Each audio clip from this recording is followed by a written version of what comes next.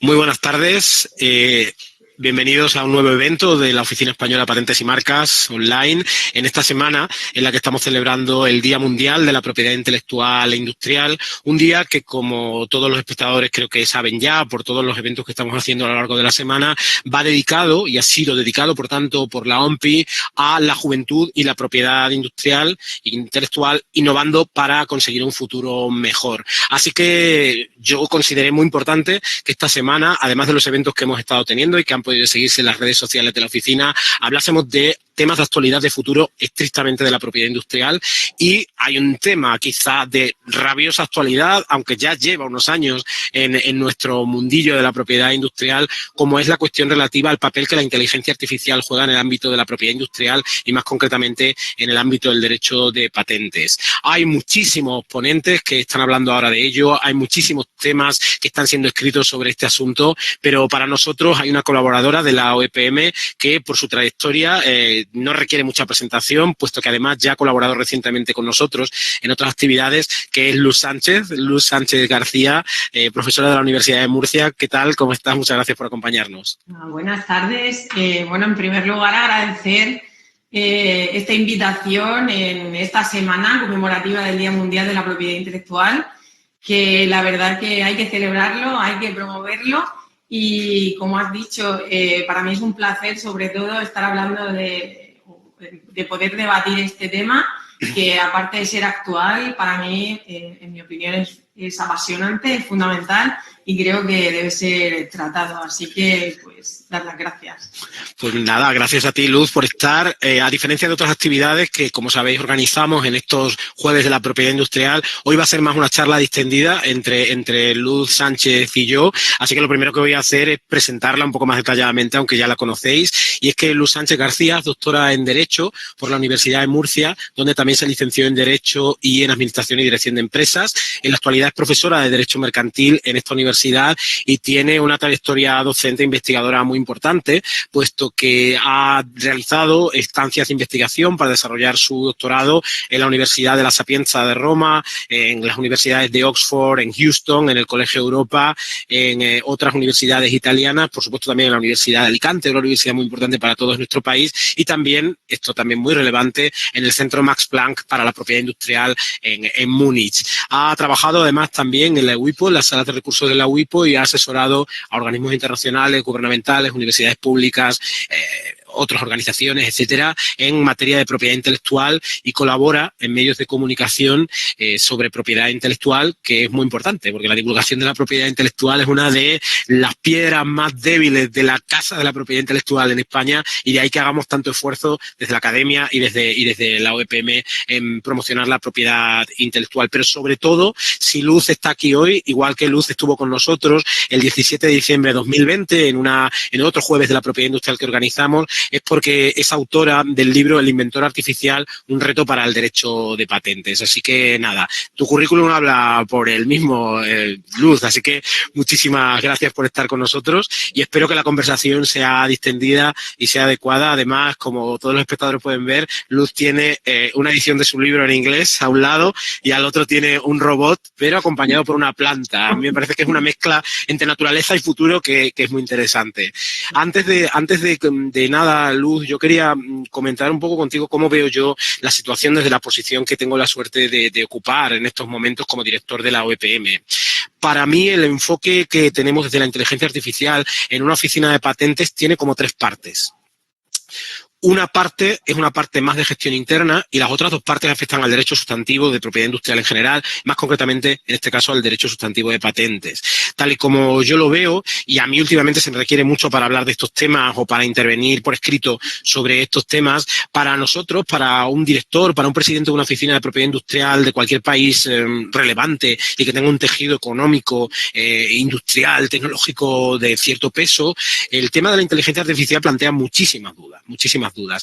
La primera duda que plantea quizás es una duda de gestión interna y es una duda que es cómo utilizar la propiedad industrial, perdón, la inteligencia artificial para apoyar las labores diarias que nosotros realizamos en materia de propiedad industrial. Por ejemplo, el examen de patentabilidad de una solicitud de patente, la búsqueda de anterioridades en materia de signos distintivos. En fin, hay muchos temas de gestión interna en los que nosotros estamos tentados de probar herramientas de inteligencia artificial, automatizando procesos, porque al final yo creo que todos los directores de oficinas o presidentes de oficinas o los cargos análogos, me da igual el nombre, cuando nos juntamos de vez en cuando, y yo me voy a juntar la semana que viene, por ejemplo, en el Congreso de la INTA en Washington, D.C., con algunos colegas, siempre surge esta idea, ¿no? ¿Qué estáis haciendo vosotros en tecnologías de la información para ver cómo aplicarlo, etcétera? Oye, tenemos un motor de búsqueda nuevo que incorpora cierto machine learning, oye, ¿cómo estáis y tal? Por lo tanto, ese es un campo muy importante y que evidentemente ocupa buena parte de mis desvelos profesionales.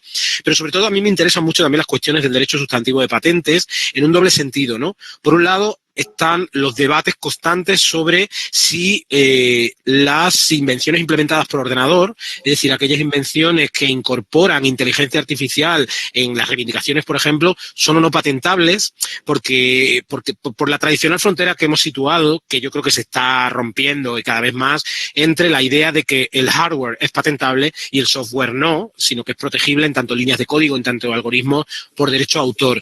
Y luego está la cuestión que hoy que podemos tratar más en profundidad, que es el propio concepto de inventor. Es si el estado actual de la técnica y el estado actual de la inteligencia artificial, pues están provocando que las invenciones implementadas además de las invenciones implementadas por ordenador, si estamos hablando ya de invenciones creadas por un ordenador, ¿no? Inventadas, por tanto, valga la redundancia, por un ordenador. Y así es como lo veo yo ahora mismo, ¿no? Y son muchos los interrogantes. Si esto añadimos ya, por ejemplo, la cuestión del metaverso, la vulneración de los derechos de propiedad industrial en el metaverso o la dificultad que están encontrando muchas marcas muy punteras para adaptar la clasificación de productos y servicios en la cual ellos protegen sus marcas al ámbito del metaverso, claro, tenemos un cacao importante, ¿no? Pero que yo creo que la primera línea para poder avanzar es precisamente ser conscientes de que tenemos unos debates de futuro muy importantes.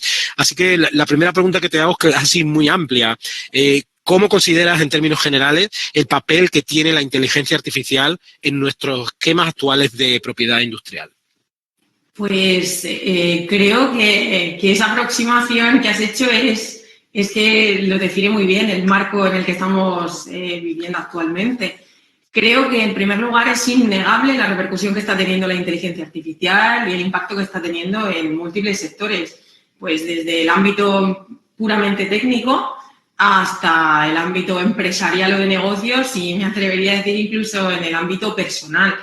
En la actualidad existe una cantidad ingente de datos a lo que tienen acceso estos sistemas inteligentes, datos cada vez más complejos y además estas máquinas o estos sistemas inteligentes son cada vez más potentes, lo que hace que puedan procesar estos datos de manera más rápida, lo que hace que al final la inteligencia artificial tenga esa relevancia y al final esté acaparando muchas partes de nuestras vidas cotidianas y no. De hecho, la inteligencia artificial, y por esto se entrelaza y se solapa con muchos aspectos de los sistemas de propiedad intelectual en sentido amplio, es decir, tanto en temas de derechos de autor como en temas de derechos de patente. Sabemos que los sistemas de propiedad intelectual, pues cuando nacieron, tenían como finalidad o tienen como finalidad impulsar y promover la innovación puramente humana. Pero claro, estos sistemas cuando se originan no están pensando o no tienen en cuenta escenarios como los que estamos viviendo en la realidad. Es decir, una inteligencia artificial que a lo mejor puede crear un resultado, ¿por qué no?, protegible por algún título de propiedad industrial. Entonces, por supuesto que va a tener impacto, que está teniendo impacto y que tenemos que tratarlo. Se suscitan debates a todos los niveles, como ya has comentado, tanto a nivel de las prácticas de los registros y de las oficinas, es decir, utilizar esa inteligencia artificial como herramienta para ayudar pues, en el registro, en el examen de los requisitos, ya sea de patentabilidad o de protección, pero también si se puede proteger todo lo que va surgiendo en la disciplina de la inteligencia artificial. Es decir, puede ser objeto de patente, como decían, las invenciones implementadas por ordenador, los algoritmos, se pueden patentar, las redes neuronales. Y ya, obviamente, el sumum de las cuestiones es, ¿y cuándo estos sistemas inteligentes desarrollan resultados que a priori merecen ser patentables?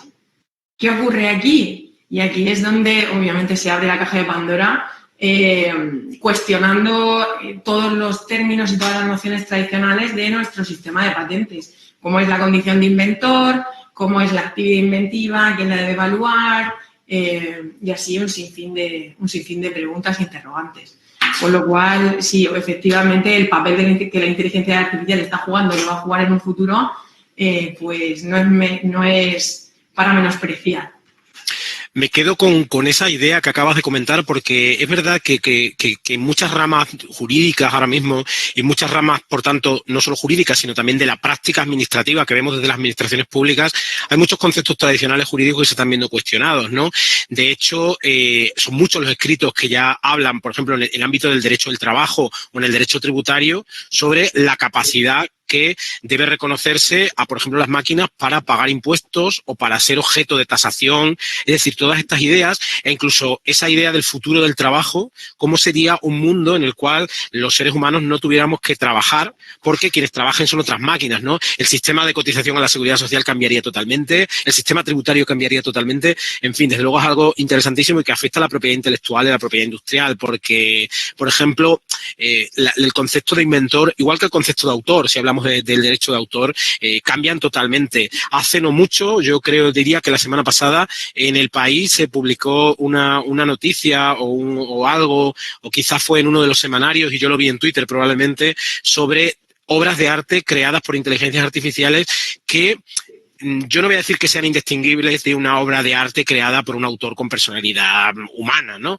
Pero es cierto que si no son indistinguibles ya están muy cerca de serlo, ¿no? A mí me parecen un poco como más frías, me parecen, no sé, les falta como algo todavía, pero yo creo que estamos muy cerca en ese punto. Entonces, quizá la pregunta en el ámbito que tenemos de la propiedad industrial e intelectual es si la existencia de estos inventores artificiales pone en jaque y, por tanto, socava las bases de este pacto social que hay detrás, por ejemplo, de la propiedad industrial en general y muy concretamente del derecho de patentes, que es básicamente un pacto entre un poder público y un inventor en el cual el poder público otorga una protección monopolística, entre comillas, no limitada a un tiempo, con capacidad para excluir a terceros, a cambio de que el inventor divulgue el contenido tecnológico de la invención, ¿no? Yo no sé hasta qué punto, cuál es tu opinión sobre esto, porque parece que las bases del sistema están cambiando. Y, desde luego, si las bases del sistema cambian, las normas que regulan ese sistema tendrán que cambiar forzosamente. Pues totalmente de acuerdo contigo en eso. A ver, lo que es claro es que hay una realidad fáctica.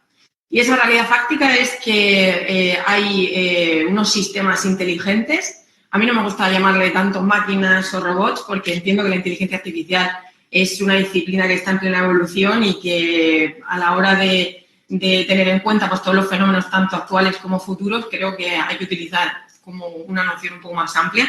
Pero entonces, todos esos sistemas inteligentes existen y están creando cambios. Y esos cambios pueden ser tanto a nivel más funcional, como decías, pues ocupando incluso puestos que ocupábamos los humanos, hasta un nivel más creativo. Efectivamente, ya nos tenemos que ir al conocido cuadro, ¿no? El primer cuadro tridimensional creado por una inteligencia artificial, ¿no? Como fue de Next Rembrandt, que fue como un gran hito, que es un sistema inteligente que está entrenado y a partir de más de 300 imágenes del autor, de Rembrandt, crea una nueva, estudiando pues, lo que son las geometrías, los colores, por reconocimientos faciales, etcétera, y al final crea un cuadro que parece que ha sido creado por el propio autor.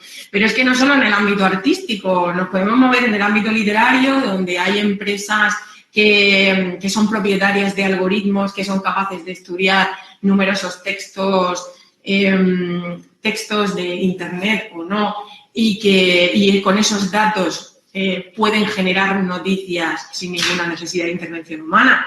O en el ámbito musical también existen software como Flow Machines que ayuda a humanos a aumentar su creatividad. Obviamente esto sería simplemente en el sector de los derechos de autor. Si nos movemos en el ámbito de las invenciones, pues nos encontramos con el caso que ahora imagino que trataremos, con el caso de Davus, que ya se encuentra en nuestros, tanto en las oficinas como en los tribunales, este caso, de sistemas que son capaces de inventar o llevar a cabo invenciones de manera autónoma. Entonces, volviendo a tu pregunta, si se socava el pacto social o no, pues yo lo que entiendo es que todo va a depender del enfoque que nosotros le demos, y lo tenemos ahora en nuestras manos. Estos agentes están interactuando con el entorno y están creando nuevos resultados. De nosotros depende aprovechar todas las bondades que esos sistemas nos permiten, pero siempre poniendo unos límites. Y yo entiendo que para poder ser acorde a las bases que nosotros hemos puesto, es necesario regular con antelación o como mínimo estar a la par de esa evolución tecnológica para poder controlarlo y poder decidir qué límites se les da. Y en cualquier caso, yo creo que estas invenciones generadas por inteligencia artificial podrían promover y, por tanto, están en consonancia con el actual sistema de patentes y, por tanto, con la filosofía que hay detrás de incentivar el progreso tecnológico. Porque si se conceden patentes a los resultados generados por inteligencia artificial, obviamente se está impulsando también a crear nuevas máquinas creativas.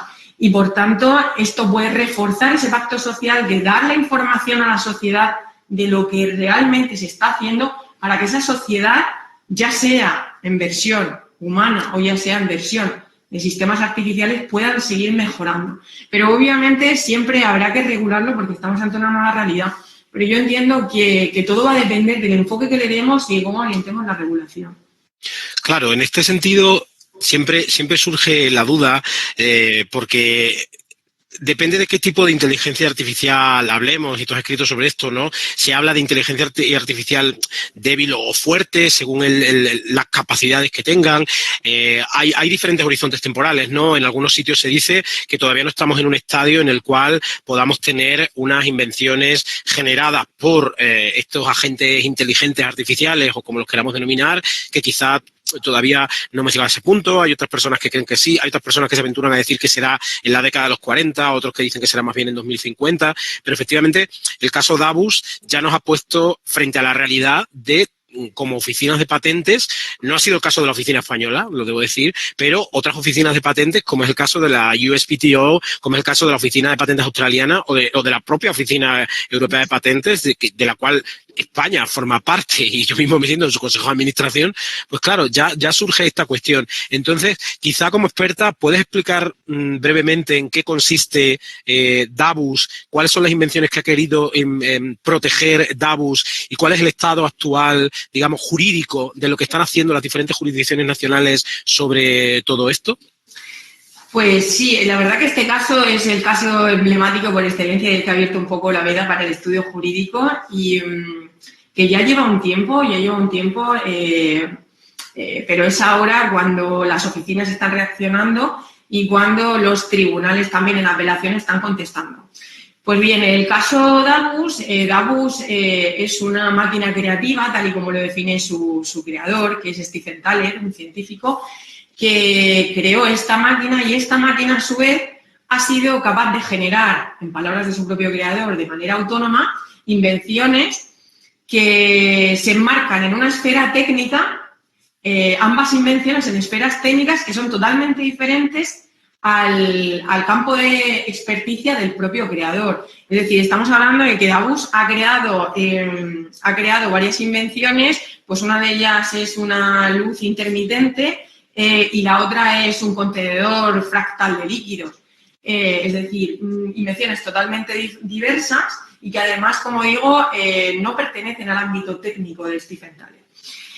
Bien, entonces, el creador de esta máquina, cuando obtiene estos resultados, decide y entiende que son patentables o que al menos estos resultados merecen ser examinados por las oficinas. Entonces, decide llevar a cabo una estrategia de protección por patente de estas invenciones a nivel global, a nivel mundial. Solicita la protección de estas invenciones en varias oficinas, como las que has dicho, pues entre ellas la estadounidense, el Reino Unido, la Oficina Europea de Patentes, y en prácticamente todas ellas se encuentra la misma respuesta, que es el rechazo a la solicitud de patente. Es decir, ya no estamos hablando de que se examine formalmente, de que se examine el contenido de la patente, sino que hay que hay un rechazo previo en lo que es el primer paso, que son los requisitos formales. ¿Por qué lo rechazan? Pues bien, la Oficina Europea de Patentes, por ejemplo, o la Oficina de Patentes de Estados Unidos, rechaza esta solicitud porque entiende que en la solicitud de patente no se ha designado correctamente un inventor. ¿Y esto por qué es? Esto es porque prácticamente todos los ordenamientos del globo y todos los sistemas de patentes, pues obviamente han sido elaborados, tienen su base pues en los años 70, los años 80, que obviamente han sido modificados posteriormente, pero estamos hablando de unos ordenamientos que están configurados en torno al ser humano. Obviamente se exige que la designación de inventor, este inventor sea un ser humano. O si no se dice, por lo menos se intuye cuando se exige que en la designación del inventor figure el nombre y apellido del inventor. Ese es el caso, perdóname, ese es el caso de la legislación española, por ejemplo. No se dice exactamente que tiene que ser un inventor, pero efectivamente en el reglamento de desarrollo de nuestra ley de patentes, efectivamente se dice que en la solicitud habrá de indicarse nombre y apellido del inventor. Claro, el nombre y apellidos es una característica jurídica de la personalidad que nuestro Código Civil atribuye a las personas físicas, en este caso, ¿no? Es curioso, sí. Claro, efectivamente, no es un mandato directo, pero sí que se intuye y obviamente es fruto de la elaboración que no se estaba pensando en aquel entonces, pues en una realidad donde la inteligencia artificial o algo que no fuese humano crease invenciones. Aunque todo hay que decir que ya la inteligencia artificial, pues en los años 50 ya empieza a cobrar figura o se empieza a entender como disciplina, pero no se podía esperar que íbamos a llegar a escenarios como el actual. Entonces, estas oficinas, pues obviamente de pleno rechazan las solicitudes de patentes diciendo que no tiene cabida un inventor que no sea humano. Obviamente, Stephen Thaler, de mano de sus abogados, comienza una estrategia y comienza a recurrir esas solicitudes denegadas. Existe una sorpresa realmente que es en Sudáfrica, creo si no me equivoco que fue en verano de 2021. En Sudáfrica sí que la Comisión de Empresas y Propiedad Intelectual de Sudáfrica sí que determina que sí que se puede conceder la patente. Sí que se puede conceder, no, sino que se puede admitir la solicitud de patente porque entiende que por qué no se va a hacer un inventor que no sea humano. Pero esto ha sido fruto de múltiples críticas porque se entiende que quizá este sistema de patentes, pues la concesión de patentes no sea títulos fuertes en sí mismo. Pero los que siembran realmente la polémica, que también surgieron, el dictamen surgió en las mismas fechas, fue la resolución que se dio en Australia. En Australia ha habido un giro en las circunstancias. De hecho, las últimas noticias son del 16 de abril de 2022, con lo cual hace una semana. Y nos encontramos con lo siguiente. La ley de patentes australiana permite solicitar, como el resto de ordenamientos, no determina quién debe ser el inventor, no define quién debe ser el inventor, sino que de nuevo determina que en la solicitud de patente es necesario que esté designado un inventor. Pero después, a lo largo de sus previsiones, establece que la solicitud de la patente la puede realizar o el propio inventor o aquel a que le hubiesen cedido el derecho a solicitar la patente. Uh-huh. Y en aquel al que le hubiesen cedido esta potestad, se dice que pueden ser un conjunto de personas constituidas o no, es decir, lo que podríamos entender aquí como una persona jurídica. Una persona jurídica, esto lo podemos ver fácilmente en las invenciones laborales, ¿no? En las invenciones laborales, un trabajador realiza una invención y después es la empresa la que solicita la patente. Bien, De este caso australiano, yo creo que más que la resolución, porque todavía esto se encuentra en debate, hay una serie de aprendizajes que está bien destacar para ver que dependiendo del enfoque o dependiendo de la interpretación, podemos jugar en un sentido o en otro. Bien, entonces, la Oficina de Patentes a priori desechó la posibilidad de que se pudiese admitir esta solicitud de patentes, la denegó también. Sin embargo, Stephen Thaler, el creador de la máquina, para solicitar la patente, argumentó que él solicitaba la patente en su condición de creador de la máquina. Y lo hacía realizando una analogía con un árbol frutal, ¿no? Es decir, si el propietario de un árbol que da frutos es propietario también de los frutos, yo como creador de la máquina voy a ser también propietario de los frutos que tenga la máquina, con lo cual tengo un título legítimo que me permite solicitar la patente en nombre de Davus. Bien, ¿qué ocurre? Que el comisario de la oficina este argumento no lo admite porque entiende que Davus no tiene capacidad jurídica para ceder ese derecho y además como que no se entiende que exista ese interés. Obviamente esto fue apelado y en el Tribunal Federal de Australia un juez de primera instancia le dio la vuelta, le dio un giro y determinó que sí que era posible considerar como inventor a Davus porque en ningún momento se había definido en la ley lo que era el inventor, sino que se tenía que ir a definiciones del diccionario que eran obsoletas, en palabras del propio juez, que estaban desfasadas, que inventor era cualquier agente, sea una cosa o sea una persona, y entiende además también que si una invención merece ser patentada, no se puede desechar de esa manera simplemente por un mero requisito formal. Además, para esto argumenta, y esto creo que es un aprendizaje también que se debe derivar de esta resolución, determina que si la ley de patentes australiana lo que persigue es promover el progreso tecnológico y la innovación, este tipo de patentes lo que hacen también es impulsar la solicitud de protección de máquinas creativas. Con lo cual sí que cumpliría con las exigencias del sistema de patentes. Bien, además el juez también argumenta, para que Thaler tenga ese título legítimo, que al igual que en vez de hacer la comparación con un árbol frutal, hace la comparación con un animal, ¿no? Con el propietario de un animal y con las crías que pueda tener ese animal, ¿no?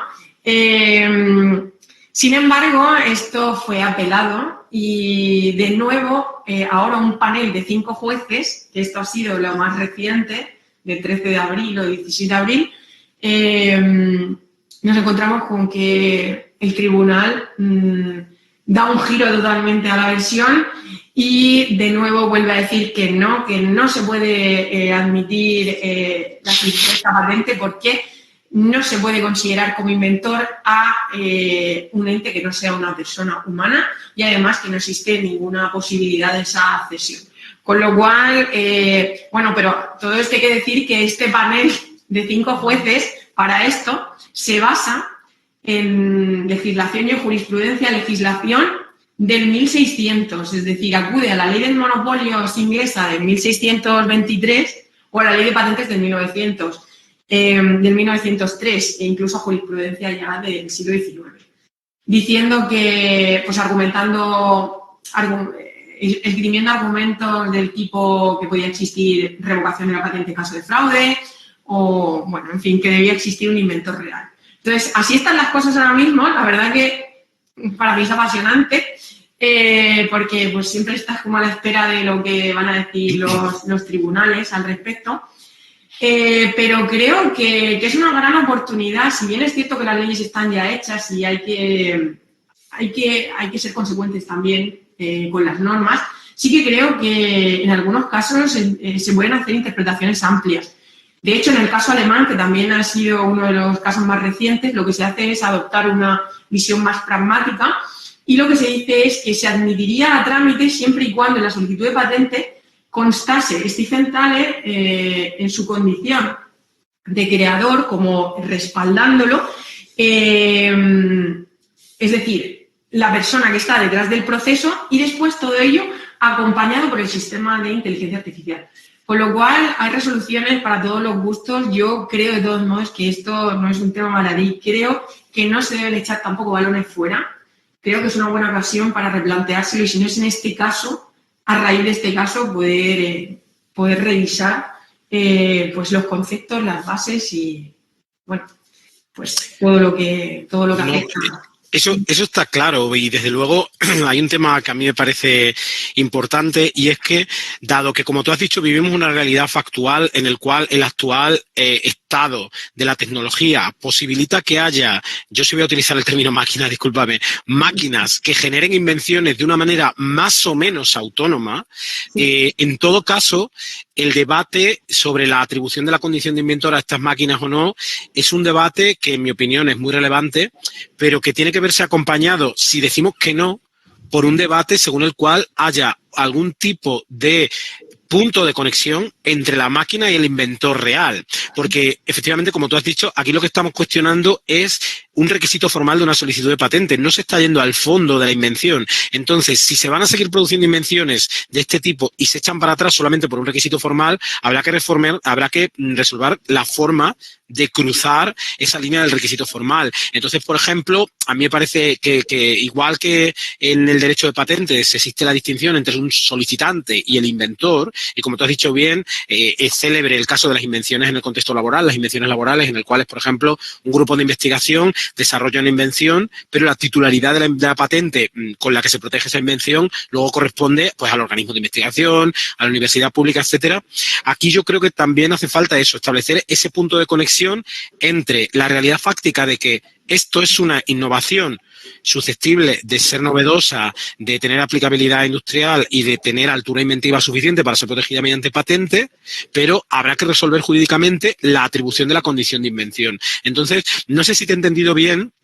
Lo que se propone en Alemania sería considerar no solo titular, en este caso, por poner este ejemplo concreto, a Thaler, sino considerar coinventores, por decirlo así, a Thaler por estar detrás de la creación de la máquina inventora y a la máquina inventora en sí. ¿O cómo se resolvería esto?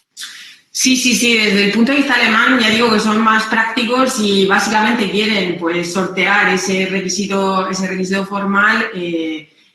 Pues donde conste no tanto como titular como solicitante de la invención, que efectivamente de la patente, perdón, sino como inventor el propio Stephen Thaler.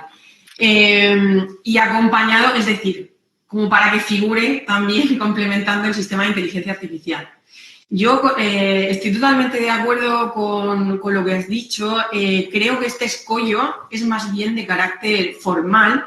Y entiendo, y eso es una de las propuestas que yo hago en mis investigaciones, es precisamente considerar si en el plano fáctico es el sistema de inteligencia artificial el que ha realizado la invención, es a él al que se le debe dar ese reconocimiento, con independencia de que después los derechos y obligaciones que se derivan de ello vayan atribuidas a una persona física.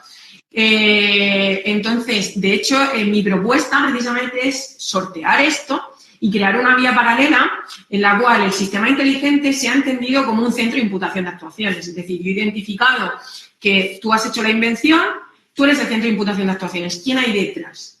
¿Quién hay detrás? Y entonces aquí ya nos podemos poner a debatir. ¿Es el creador de la máquina el que está detrás? ¿Es el usuario de la máquina el que está detrás? Lo ha hecho de manera totalmente autónoma, sin decirle nada, ni incluso ni el problema ni la solución.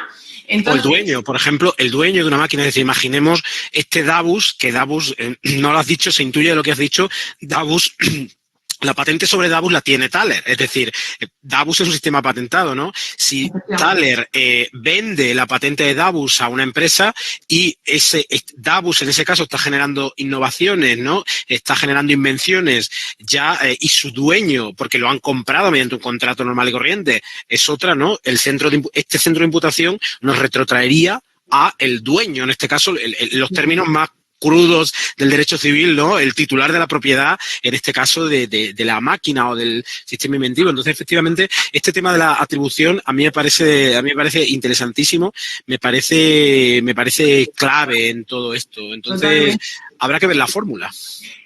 Pues bueno, yo obviamente habrá tantas posibilidades como propuestas. Yo obviamente hago la mía, que acompaño ese sistema, el considerar el centro de imputación de actuaciones y lo acompaño de lo que denominé el ICC Test, que es como que ahí yo daría protagonismo a las oficinas.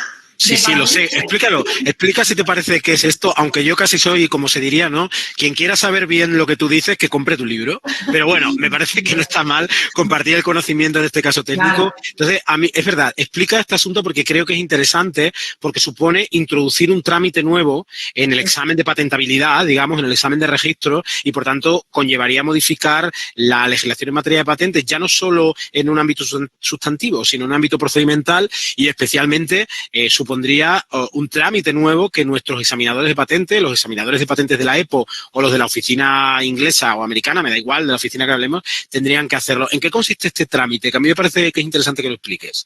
Pues a ver, yo cuando articulo esta propuesta entiendo que efectivamente lo más interesante, lo más importante aquí es si yo identifico quién es el inventor, al final lo que nos interesa también son los derechos patrimoniales, no solo el reconocimiento moral de inventor, sino también qué sucede con esos derechos. Si a mí me concede una patente, pues quién decide cómo explotarla, qué ocurre con los ingresos derivados de esa explotación, etcétera. Entonces, a mí me interesa saber qué hay detrás.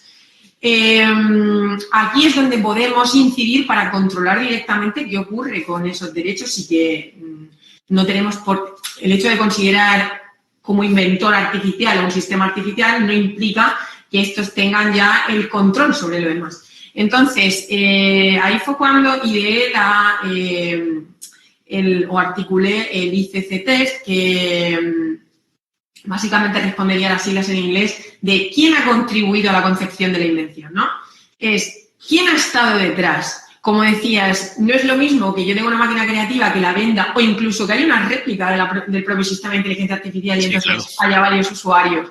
Y entonces, ¿qué ocurre? Si hay dos, ¿quién lo ha creado, no? Incluso son sistemas que son capaces de evolucionar por sí mismos. Entonces, tengo que identificar quién está detrás. Entonces, todo este sistema yo entiendo que debe ir acompañado también de la creación de un registro, es decir, el sistema inteligente yo lo debería tener registrado para poder seguir la trazabilidad, para ver si ha evolucionado, si no ha evolucionado. Y siempre quién está detrás. Está el creador, está el desarrollador, está el usuario. Entonces, una vez que yo tengo identificado esto y que sé que el día 26 de abril este sistema estaba en posesión de X y que además ese X, esa persona, a lo mejor le ha determinado, oye, pues quiero que me soluciones un problema en este área técnica. Entonces, en ese caso, si el sistema de inteligencia artificial llegase a una solución y esa solución además deviniese patentable, entonces nos encontramos con que, y ahí entra en la labor de la oficina en determinar, oye, ¿cuál es el grado de participación real en esta invención? Es decir, ¿realmente estaba el usuario? ¿Realmente estaba el fabricante o no? Y entiendo que en esos casos, cuando se solicita siendo designado un inventor artificial, sería necesario constatar esa realidad, quizá, en este caso, por parte de la persona física que hubiese detrás, le tocaría probar, ¿no?, que estaba detrás en todo el proceso y conceder un certificado de inventor y con esa condición, en las invenciones que exista un certificado de invención artificial, pues pasar como por otro trámite dentro de la oficina y en esta oficina se examinaría. Bien, en primer lugar, los requisitos de patentabilidad, pero es que en estos requisitos de patentabilidad que no hemos hablado, una cosa muy importante también sería quién examina la actividad inventiva de estas invenciones, porque obviamente, si no ahora, dentro de 10 años, las invenciones que puedan llevar a cabo los sistemas de inteligencia artificial van a estar muy por encima, quizá, de lo que los humanos seamos capaces de comprender. Entonces, ya sea porque sean patentables, ya sea porque entran en el dominio público, cosa que supone también un riesgo y que no estamos teniendo en cuenta, elevaría el estado de la técnica. Y al elevar el estado de la técnica, ¿quién evalúa esto? Entonces, las oficinas tienen que incorporar, o quizá, según mi opinión, podrían también diversificar y podrían incorporarse nuevos roles. Primero, a la hora de identificar si realmente esa invención ha sido generada autónomamente por un sistema de inteligencia artificial o en conjunción con un humano. En cualquier caso, ¿quién sería el humano? Y en tercer lugar, la actividad inventiva, ¿quién la evalúa? ¿La evalúa el humano o la evalúa el experto en la materia? El experto en la materia, la ficción que todos sabemos que al final ocupan los examinadores o los peritos, ¿no? Depende de dónde estemos en un juicio, estemos en una oficina. Pero realmente un ser humano es capaz de evaluar si hay un esfuerzo inventivo en una invención desarrollada con un sistema de inteligencia artificial que ha tenido quizá acceso a datos que va a ser imposible que un humano tenga a lo largo de toda la vida. No sé si me explico, pero al final... Sí, perfectamente. Es que la cantidad de datos de los que se nutren estos sistemas son quizá inabarcables, pero a nivel de número, incluso decir el número. Con lo cual yo entiendo que las oficinas deben asumir un rol activo, proactivo y estar supervisando. Incluso si se introdujesen sistemas expertos para analizar la actividad inventiva, yo entiendo que siempre debería realizarse una aproximación humana, es decir, antropocéntrica, ¿no? Donde el humano siempre gire y esté en el centro y que controle el proceso desde que se inicia hasta que se finalice, todo encauzado a partir de los examinadores o quizá de nuevas figuras que se puedan incorporar en la oficina. Desde luego, yo no puedo estar más de acuerdo contigo en este caso. O sea, por mucho que entendamos que la incorporación de la inteligencia artificial viene a cambiar grandes parcelas, no solo del ordenamiento jurídico, sino en general de nuestras vidas diarias, cosa que es cierto y cosa que ya lo vemos. O sea, porque al final, cuando tú vas conduciendo y abres Google Maps y te sale que hay determinada ruta que sería la más sencilla de utilizar, pero que en este momento no es la más rápida, es porque Google Maps está absorbiendo una gran cantidad de datos sobre coches que hay allí y por tanto que hay un atasco, ¿no? Es decir, el tema del Big Data, ¿no? O Big Data, como lo queramos llamar, y de la influencia que tienen y cómo las máquinas en general o los sistemas inteligentes son capaces de procesar cantidades de información de una manera que no seríamos capaces de procesar nosotros, eso es inevitable, es indudable. Ahora bien, que el derecho y que la sociedad tiene que ser antropocéntrica, es decir, que el criterio tiene que ser humano, a mí me parece evidente y en ese sentido yo siempre diría que la tarea del examinador de patentes es insustituible. Es decir, el examinador de patentes tiene que ser una persona humana, valga la redundancia, ahora que vamos a empezar a hablar de personas de otro tipo, personas artificiales. Entonces, para mí eso me parece capital. Es un debate interesantísimo y que podríamos estar horas, pero no quiero extendernos demasiado. Entonces, quizá la última pregunta y un poco la más, no sé si apocalíptica o la más esperanzadora, o quizá que entra más en el terreno del deber ser, que el terreno del ser, es si tú crees que la inteligencia artificial podrá en el futuro crear invenciones, por decirlo así, punteras o revolucionarias que estén por encima de las que pueden ser susceptibles de ser creadas por el intelecto humano, ¿no? Y esto será una oportunidad o un grave riesgo. Yo te doy mi opinión, que a lo mejor es diferente a la tuya. Yo creo que por mucho que avance la inteligencia artificial, la capacidad del ser humano también es inimitable en muchos aspectos, ¿no? Entonces yo no me aventuraría a decir si unas invenciones o no pueden estar por encima de las que cree el intelecto humano o no. Yo creo que a lo mejor serán diferentes o responderán a estímulos diferentes, pero bueno, esa es mi visión, no sé cuál es la tuya, me gustaría que la compartieras y con esto cerramos este debate porque como me comprometí a ello, iba a ser un debate distendido, light y por tanto tiene que ser breve.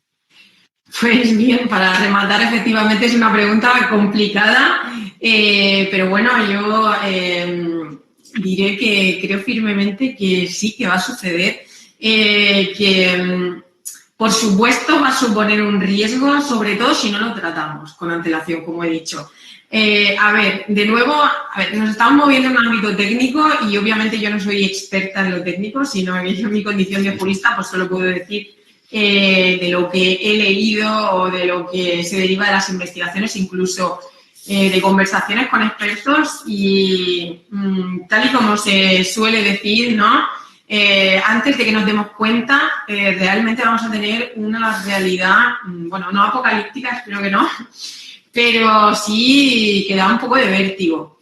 Leía, bueno, hay físicos del Instituto Tecnológico de Massachusetts que dicen que no se puede predecir efectivamente cuándo se va a dar el fenómeno de la singularidad tecnológica, es decir, cuándo la inteligencia artificial va a estar por encima de los humanos.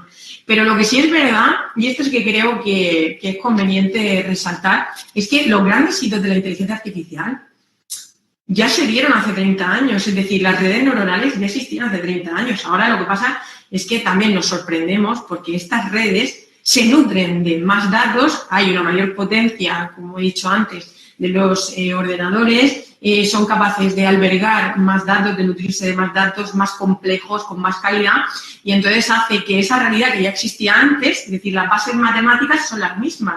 Pero ahora, en vez de hablar de una red neuronal básica, estamos hablando de una red convolucional, que son las que afectan a, pues, ahora con los smartphones, ¿no? Que crean una visión perfecta, que hacen clasificaciones de imágenes, etcétera. Pero es algo que ya existía antes. Lo que da vértigo, según mi opinión, es que esos sistemas, al tener tanta potencia, obviamente los cálculos están muy por encima de lo que un ser humano se puede realizar. Y esto, llevado al ámbito de la creatividad, pues obviamente puede dar lugar a invenciones que quizá un humano no podría desarrollar. Y ya, sin extenderme mucho, a modo de ejemplo, lo podemos ver cómo evoluciona en 5 años. La compañía de Google DeepMind, que sabemos que en 2017, crea un programa ordenador, ¿no? El AlphaGo, que es capaz de vencer al juego del Go, que es tan complejo para los seres humanos. Nos encontramos que ahora, 5 años más tarde, en 2022, crea otro software que es el AlphaCode, que es capaz de generar por sí mismo o de realizar nuevo código fuente, es decir, crear código. El propio sistema de inteligencia artificial es capaz de generar nuevos programas de ordenador y además competir, porque lo han presentado a una competición y compite con hackers humanos. Con lo cual, esto, pues, obviamente, a mí me da que pensar. Pero en cualquier caso, aunque la realidad conteste por sí misma, yo creo que siempre nosotros tenemos que poner los límites antes y lo estamos viendo. Es simplemente sentarnos, debatir y ver qué es lo que se quiere y ya está. Y entiendo que al final las cosas serán como queramos que sean, pero no hay que dejarlas estar. Efectivamente. Yo estoy pensando en otros avances tecnológicos muy relevantes en la historia de la humanidad, como por ejemplo la energía nuclear o el descubrimiento de la energía nuclear como fuente de producción de grandes cantidades de energía y, por supuesto, la energía nuclear, el uso que se hace de la energía nuclear y los fines que se consiga con esa energía nuclear al final depende de la voluntad humana y, sobre todo, el hecho de poder disponer de una tecnología no significa la obligación de usarla ni la obligación de imponerla, ¿no? Y la energía nuclear es un buen ejemplo. Puede servir para proveernos de energía eléctrica a ciudades de millones de habitantes o puede servir para lanzarla contra un enemigo en la guerra, ¿no? De la sociedad humana depende utilizarla en un caso sí, en otro caso no. Yo, fíjate, próximamente se va a publicar un libro en el que yo he intervenido con un articulito sobre digitalización, inteligencia artificial y propiedad industrial, algunas manifestaciones, y yo hacía una reflexión que va un poco en esta línea, y era básicamente que vivimos en la paradoja de que cuanto más usamos los elementos digitales y las herramientas digitales que tenemos a nuestra disposición, más datos se generan, y entonces cuanto más datos se generan, más innovaciones digitales somos capaces de producir, o casi diríamos ya que se producen incluso a través automáticamente, ¿no? Esto es una paradoja que es muy difícil de resolver y además me permito decir, yo soy historiador de formación de base, que incluso esta paradoja de decidir pararla en algún momento supondría un atraso muy importante porque afectaría a muchos sistemas que ahora están completamente interconectados. En definitiva, son unos retos fundamentales de tener en cuenta, así que te agradezco mucho esta conversación en esta semana tan importante para nosotros como oficina y yo creo que también tan importante para todos los que os dedicáis profesionalmente desde la docencia, desde la investigación, desde la práctica profesional y de otros sitios a la propiedad intelectual e industrial y desde luego, si como he dicho al principio, este año el lema era hablar sobre construir un futuro mejor o innovar para construir un futuro mejor, yo creo que este tipo de debates que rayan no ¿no? La ética de lo que debe hacerse en relación con la inteligencia artificial y con el derecho de patentes son absolutamente pertinentes. Así que nada, Luz Sánchez García, muchas gracias por esta conversación, me lo he pasado muy bien. Y nada, yo creo que es un formato que podremos mantener sobre estos temas próximamente. Y nada, muchísimas gracias. Gracias a vosotros, encantada, un placer. Y nada, seguiremos en el debate y viendo qué sucede. Y de verdad que muchas gracias. Y nada, hasta aquí. Por supuesto. Pues nada, me despido de todas las personas que lo hayan seguido en directo, porque como sabéis, lo hemos emitido hoy, jueves día 28 de abril, pero os quiero decir que también esta charla, como todas nuestras actividades, luego se subirán al canal oficial de la OEPM, las solemos subir al canal oficial de YouTube de la OEPM para que podáis disfrutarlas en cualquier momento. Y por supuesto, ya sabéis que sobre toda la actualidad de lo que nosotros hacemos como Oficina Española de Patentes y Marcas, tenéis a nuestra disposición las redes sociales, así que espero que hayáis tenido una muy buena semana, que hayáis celebrado muy bien el Día Mundial de la Propiedad Intelectual e Industrial de este año 2022 y nos vemos en la próxima. Muchas gracias.